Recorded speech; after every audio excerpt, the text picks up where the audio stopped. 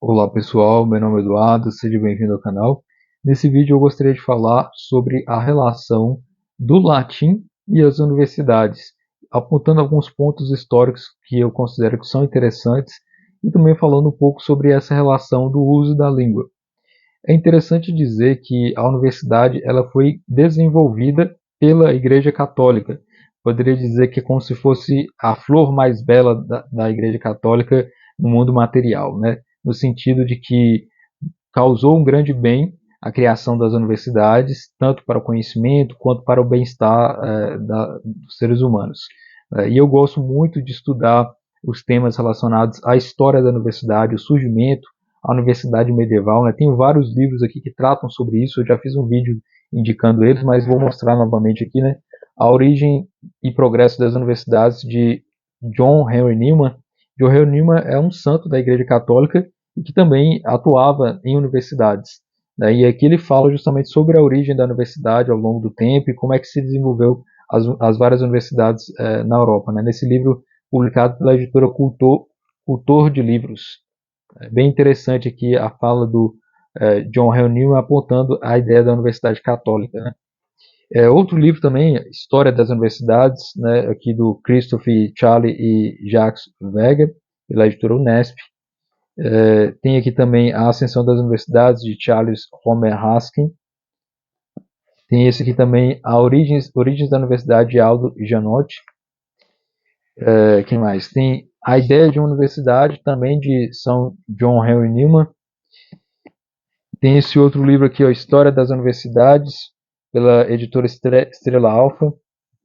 Enfim, dá para ver que eu gosto muito de estudar tema da história da universidade, o desenvolvimento, a base da universidade. Tem esse outro aqui também, né, as universidades na Idade Média, de Jacques Weger.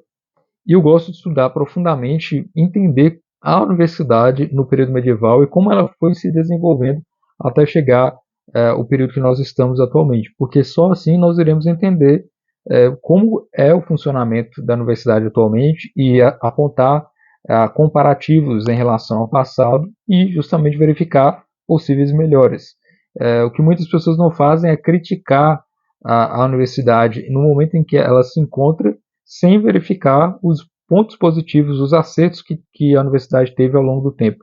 Então, nós podemos fazer isso, né? Analisar aquilo que é positivo ao longo do tempo, pegar isso que é positivo e tentar, de alguma forma, adaptar para a nossa realidade e para as próximas gerações. Então, eu gosto de profundamente estudar a história da universidade. Talvez eu venha escrever alguma coisa sobre isso ainda, né? Algum projeto que eu possa desenvolver sobre a história das universidades, como elas se desenvolveram, e também contribuir dessa forma. E eu valorizo muito a universidade justamente pelo fato de ser católico. A universidade ela foi fundada pela Igreja Católica, muito embora algumas pessoas tentam dizer que não, mas é uma coisa que já é reconhecida historicamente, né? Nesses vários livros que eu apresentei aqui, todos declaram evidentemente que a Igreja Católica foi a maior força, foi a instituição por trás da criação das universidades. E até o próprio grande especialista aqui, o Jacques Weger, né, nessa edição da editora Unesp, ele comenta, né, em todos os lugares as escolas estavam inteiramente nas mãos da igreja e viviam, tanto pela organização quanto pelas matérias ensinadas, baseadas em princípios colocados na época carolíngia.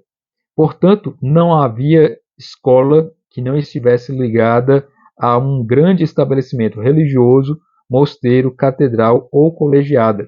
Então veja que é bem interessante. A universidade começa a se projetar pouco depois aí que já tinha todo um plano, né, de se organizar, mas que já estava na Idade Média com aquelas escolas que estavam vinculadas à igreja. A universidade ela não cresce e se desenvolve inicialmente de forma autônoma, separada dos vínculos religiosos. Eram padres que davam aula, eram pessoas que se dedicavam à vida religiosa que estavam ali por trás dos estudos. E os alunos eram aqueles que iriam se tornar eventualmente padres, né?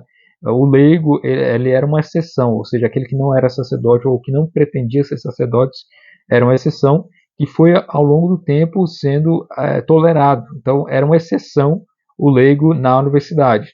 E aí depois de um tempo foi se abrindo, né, a possibilidade de realizar estudos e aí logicamente que ocorreu um processo de abertura maior, depois a laicização, no sentido de que as instituições não passariam mais a ser vinculadas a aspectos religiosos, né? Isso é todo um processo de longos anos que ocorreram.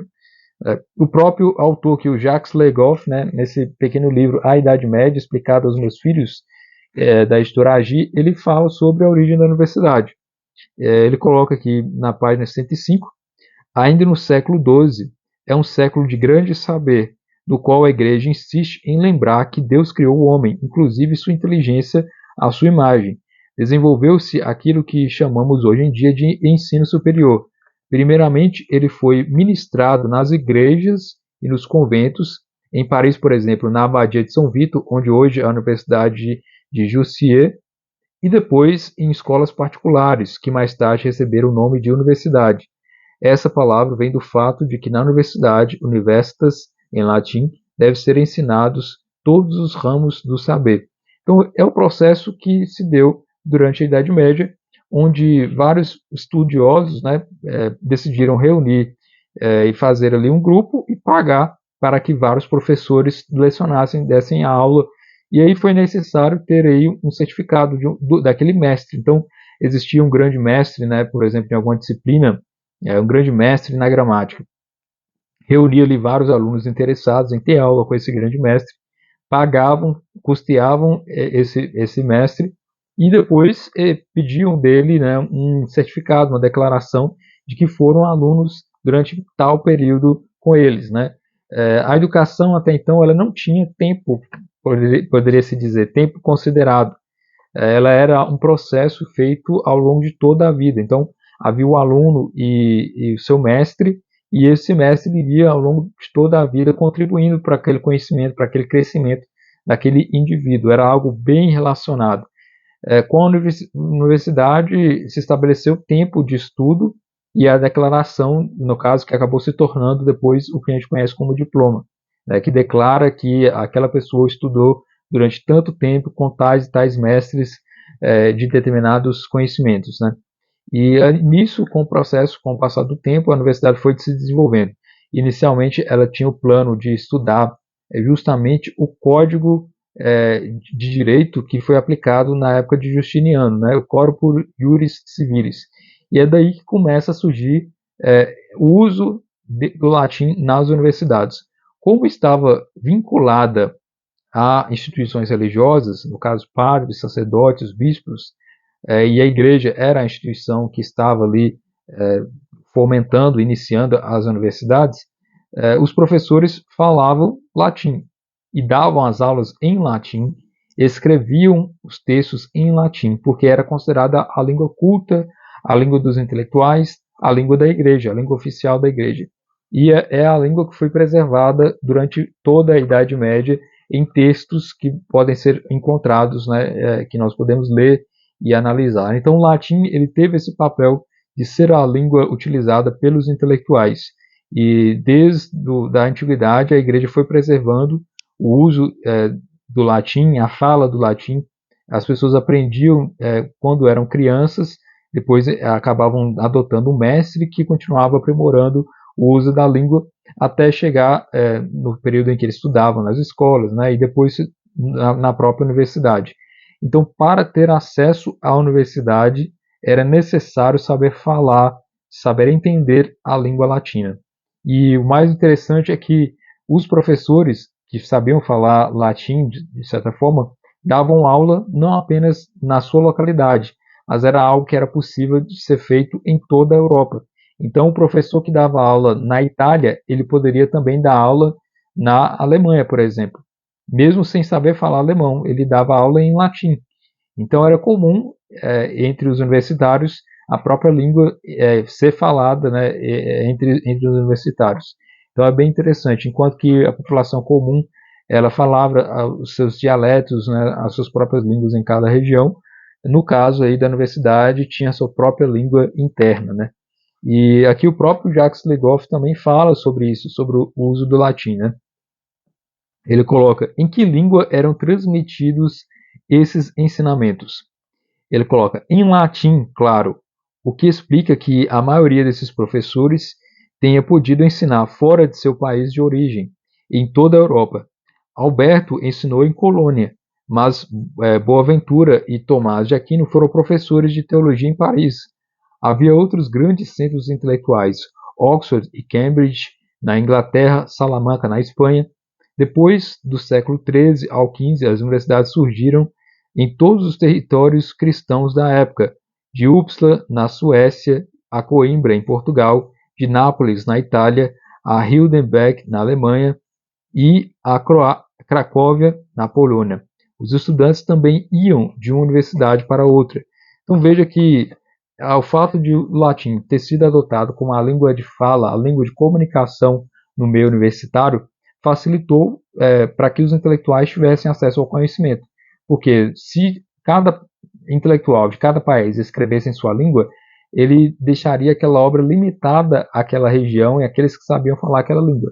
Enquanto que na universidade, utilizando o latim, uma vez que o autor publicasse aquela obra, todos já teriam pleno conhecimento da obra, sem haver a necessidade de ter um tradutor, de ter um intérprete daquilo que estava escrito.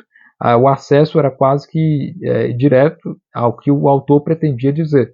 Então, se falava em latim e também lia-se em latim. Então, era a língua da comunicação. Então, veja que coisa interessante, né? Que qualidade, porque as pessoas precisavam saber falar uma língua para entrar na universidade e não necessariamente ter o acesso a um conhecimento amplo, como é hoje que a gente tem, né, nos vestibulares. O pré-requisito inicial era ter condições para fazer os seus estudos, seja de ordem de tempo, de dedicação, de vocação necessária, e também saber falar a língua latina. Se você não soubesse o latim, era impossível sobreviver na universidade da melhor forma possível, né, e ter acesso aos conhecimentos. Então, por isso o latim ele tinha a sua utilidade, por assim dizer. Com o passar do tempo, né, com a revolta protestante, que começou a deslegitimar o uso da língua latina, depois as próprias universidades começaram a aderir a ideais, especialmente dos jansenistas e dos oratorianos, que pretendiam ensinar na língua vulgar, na língua de cada região. Os jansenistas eram adeptos de que a gramática tinha que ser estudada na língua de cada país e que deveria dizer que o latim não era propriamente uma língua, né, que era, na verdade, um instrumento para se aprimorar em questões linguísticas, né. Então, com os jansenistas e oratorianos defendendo essa ideia, o latim foi perdendo um pouco da sua importância, por assim dizer, no meio acadêmico, né. Então, restava as universidades e os jesuítas, que também, nas suas escolas, empregavam o uso do latim como meio de comunicação, de fala entre os estudantes, né. Então, é bem interessante saber que a universidade valorizou muito o uso do latim com o passar do tempo, mas, infelizmente, especialmente ali no século XIX, começou a abandonar em larga escala o uso do latim entre seus estudantes para dar acesso, né, porque nem todo mundo sabia falar latim, então eles queriam dar acesso aos estudantes que não sabiam, que não tinham a qualidade devida do ensino do latim, e começou então a surgir o uso da língua de cada região nas universidades. Mas até então, as defesas, especialmente de teses, de doutorado, né, de cursos mais elevados, eram todas escritas em latim até o início do século XX. Né? Pode-se dizer que o doutorado ainda exigia de algumas universidades a sua defesa escrita em latim. Mas, infelizmente, atualmente o latim já não é mais utilizado como era nesse auge, né, nesse período que eu poderia dizer de grande uso do latim em escritos, em publicações e em língua falada. Mas, atualmente, há aí a pretensão na internet de ensinar o latim da melhor forma possível como língua de fala e, ao mesmo tempo, também se aprimorar nos estudos daqueles textos que são tão importantes, que foram utilizados durante muito tempo, justamente pelo fato de serem importantes e utilizando a língua latina.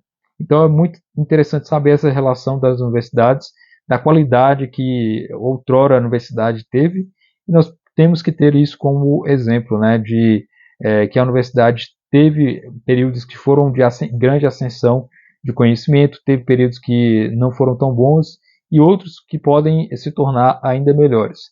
Então é isso, espero que você tenha gostado desse vídeo, se inscreva no canal se você não está inscrito ainda, compartilhe esse vídeo, muito obrigado pela atenção e até o nosso próximo vídeo.